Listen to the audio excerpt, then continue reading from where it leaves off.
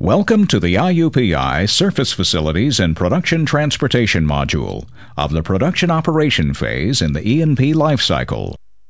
Before beginning this module, you should have a basic knowledge of completion and intervention operations. Understand the design principles for well outflow configurations. Recognize that properly handling produced fluids is critical for effective field development. Understand that continuously changing production conditions must be monitored to obtain and maintain optimal well and field performance. This module will inform you about separating, processing, and gathering produced fluids. You will also be introduced to well testing and its importance. After completing this session, you should be able to identify produced fluids and products typically associated with hydrocarbon production. Describe the initial surface separation process.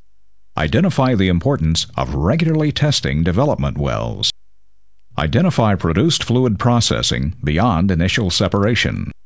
Describe gathering and distribution systems for produced fluids. Wells are drilled and completed to produce hydrocarbons from reservoirs deep underground. However, getting hydrocarbons up to the surface is only the first step in making usable products from these fluids. Depending on the nature of each field, or even a particular well in a field, the fluid produced could be any combination of liquid hydrocarbons, natural gas, water, hydrogen sulfide gas, and carbon dioxide gas. These various fluids must be separated so the marketable components, hydrocarbons, can be sold. This is the main function of surface facilities. Surface facilities are also used for the important task of testing and monitoring individual wells. Monitoring wells and their produced fluids is typically a combined responsibility of reservoir, production, facilities, and process engineers, in conjunction with the production operations department. Fluids routinely produced from a well include hydrocarbons combined with some or all of these components: water, hydrogen sulfide gas, and carbon dioxide. The produced hydrocarbons are further classified as methane gas, crude oil, and natural gas liquid, or NGL. You may also have heard the term liquefied petroleum gas, or LPG. This is simply a subcategory of NGL and is composed of propane and butane. The crude oil, NGL, and methane gas all have commercial value. The other fluids are not typically marketable and need to be separated out and disposed. Formation solids may also be produced in some wells and need to be controlled. This is often done downhole with an appropriately designed inflow system. As we have noted, the composition of produced fluids tends to vary from field to field. The surface facilities needed for each field, then, will also vary.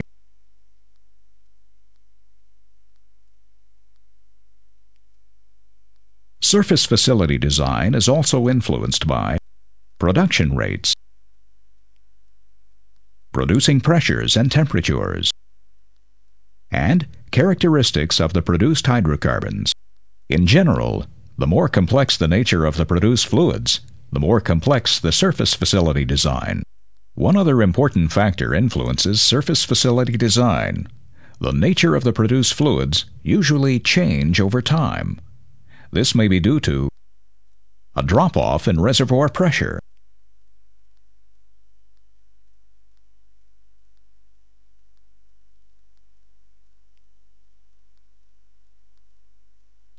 gas cap expansion, water influx, or secondary recovery processes.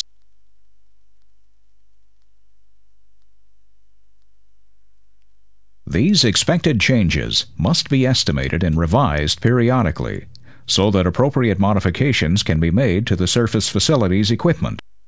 The first piece of surface equipment produced fluids pass through is the wellhead.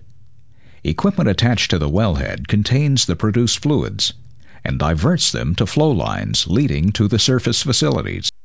The type of equipment attached to a wellhead will depend on whether a well is naturally flowing or on artificial lift.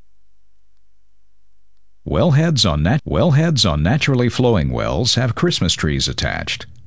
Christmas trees divert the produced fluids into a surface flow line. The entire flow stream is produced together in naturally flowing wells, typically through tubing. Wells artificially lifted using an electrical submersible pump, or ESP, also have a Christmas tree attached to the wellhead. The liquids are pumped up the tubing and diverted to a flow line. Electrical submersible pumps don't handle gas well, so gas is first separated from the liquid with downhole equipment. The separated gas is produced up the annulus and out a separate flow line. The wellhead of a gas lift well is typically configured so that gas can be injected down the annulus. The well fluids and injection gas are then produced together through the tubing and diverted to a flow line. A device called a pumping tee is attached to the wellhead of a beam pump well. The produced liquids are pumped up the tubing and diverted to a flow line at the pumping tee. Like electrical submersible pumps, beam pumps do not handle gas well. The gas is separated from the liquid downhole, then produced up the annulus and out a separate flow line at the pumping tee. After the produced fluids reach the surface and are diverted to flow lines, they typically pass to a separator vessel or tank for separation, the first processing stage of the surface facilities. Separation equipment can be thought of as wide spots in the flow line, where the different produced fluids have time to separate according to their different densities. The segregated fluids can then be drawn off separately. Further processing may or may not be needed, depending on the particular processing requirements. A vertical two-phase separator separates the gas from the liquids found in the produced fluid. The liquids may be oil or oil and water. As fluids enter the separator vessel, the much lighter gas swirls upward and out the top. The liquid drops to the bottom of the separator vessel and exits each time a dump valve opens. Sometimes 2 or 3 separators are installed in series for staged separation.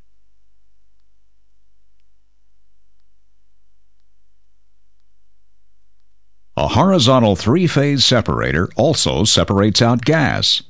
Additionally, it separates oil and water. In this animation, the produced fluids enter the right end of the separator. Separated gas rises and exits the top of the vessel. The oil and water collect in separate compartments at the bottom, where they are drawn off. Horizontal 3-phase separators are better suited than vertical 2-phase separators for high GOR conditions and more efficient oil-water separation. While separation is generally the first surface process, other equipment may be installed upstream to improve the separation process. Small chemical pumps that inject chemicals for emulsion breaking, corrosion protection, and scale inhibition may be needed. Heating equipment may be installed to thermally induce separation. In some cases, equipment to remove free water is installed at this point to reduce both separator size and separation time requirements. Separators are also used for the important task of well testing. Regular tests of each well reveal its fluid production. Test data can also point to any mechanical problems the well may have, plus provide information on the reservoir's performance. Test separation systems are typically installed parallel with the main production systems. Production from each well can be isolated through the test system, while production from the other wells continues to pass through the regular system. The fluids from the test well are recombined with the other produced fluids after the testing is completed. Separators usually segregate a significant percentage of the produced fluids. More often than not, however, the separated fluids need further processing. Further processing may be required to remove additional sediment and water from the oil, additional oil from the water, or additional liquids and contaminants from the gas. If emulsions are a problem, they too will need treating. To meet sales specifications, oil can contain only so much basic sediment and water, or BS&W. The purchaser will only accept the oil if the sediment in water is below a predetermined level.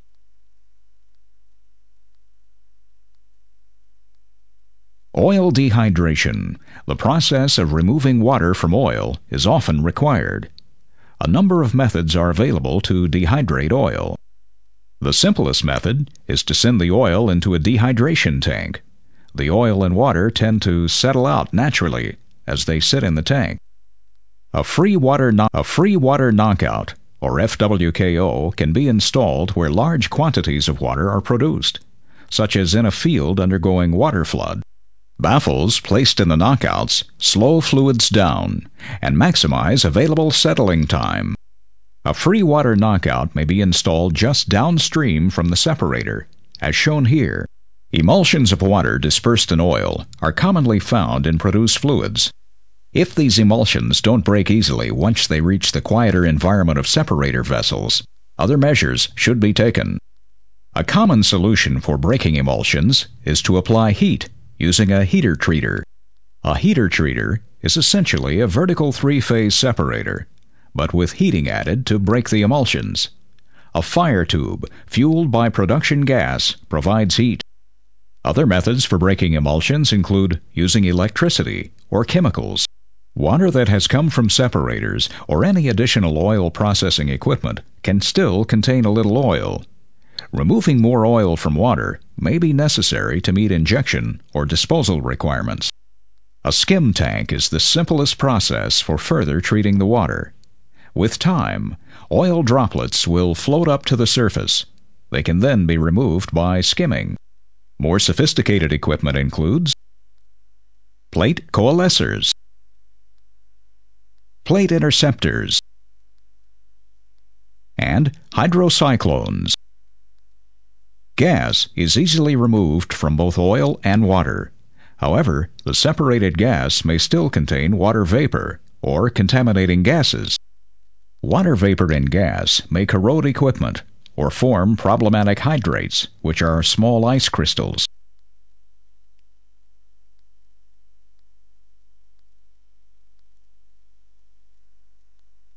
These components need to be removed from the gas before it is reinjected, disposed, or sold. Water is commonly removed from gas using a glycol dehydration unit. Glycol easily absorbs any water when placed in contact with the wet gas. Wet gas enters the bottom of the contact tower while glycol enters from the top. The glycol mixes with the gas and strips out the water vapor. The dehydrated gas leaves the contact tower, ready to be pipelined. Corrosive gas contaminants, typically hydrogen sulfide and/or carbon dioxide, are often removed using an amine-type contact tower, similar to the glycol dehydration unit. Once oil, water, and gas have been processed, they are ready to be collected or gathered and distributed. Some products can be profitably sold, while others will have to be disposed. Natural gas in particular may or may not be sold, even though it has value. Sometimes field location, anticipated market conditions, or gathering and distribution costs make gas uneconomical to market. All liquid hydrocarbons will typically be sold or officially transferred. A gathering system comprised of tanks or vessels is often used to first store oil for distribution.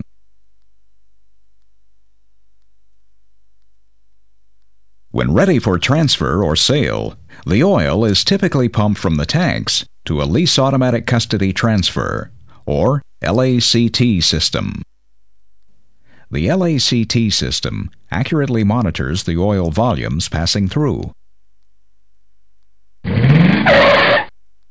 Next, the oil is transported to refineries, either by pipeline, by truck, or by tanker.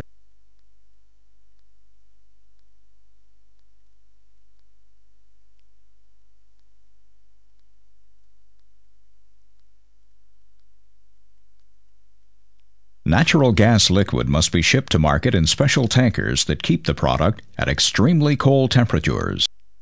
Water separated from oil and gas is gathered and either pumped down a disposal well or re-injected into the producing formation as part of a water flood, where the water seeps through the formation, pushing additional oil to production wells. Produced water from an offshore field may either be re-injected for water flood or, once sufficiently cleaned, disposed directly into the ocean. Gas that is marketable is gathered and sold or transferred through an orifice meter. The orifice meter measures the gas volumes.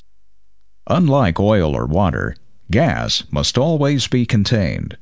Pipelines are thus used to transport gas to market. The gas is pushed through the pipelines with the help of gas compressors.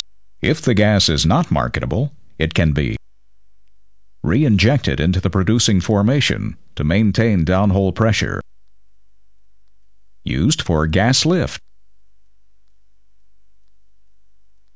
used for fuel at the field, or flared. Now that you've completed this module, you should be able to identify produced fluids and products typically associated with hydrocarbon production. Describe the initial surface separation process. Identify the importance of regularly testing development wells. Identify produced fluid processing beyond initial separation. Describe gathering and distribution systems for produced fluids. The section on produced fluids and products explained many of the components that may be found in the production stream: oil, water, natural gas, and various contaminants. We then took a look at the path of the produced fluid once it reached the surface, starting with the wellhead and the Christmas tree. The need to separate out the components in the product stream was discussed. Equipment used for initial separation of oil, water, and gas was introduced in the separation and testing section. Well testing was also discussed in this section, with an emphasis on the importance of this process as it relates to both production and equipment optimization. The section titled Processing Oil, Gas, and Water stressed the need for further treatment of products beyond initial separation. Equipment used for this purpose was discussed. Finally, we looked at the last phase of the surface facility's role: product gathering and distribution. We talked about sales, transportation, and, in some cases, disposal of the different products. If you are still unclear on any of the objectives, now would be a good time to go back and review.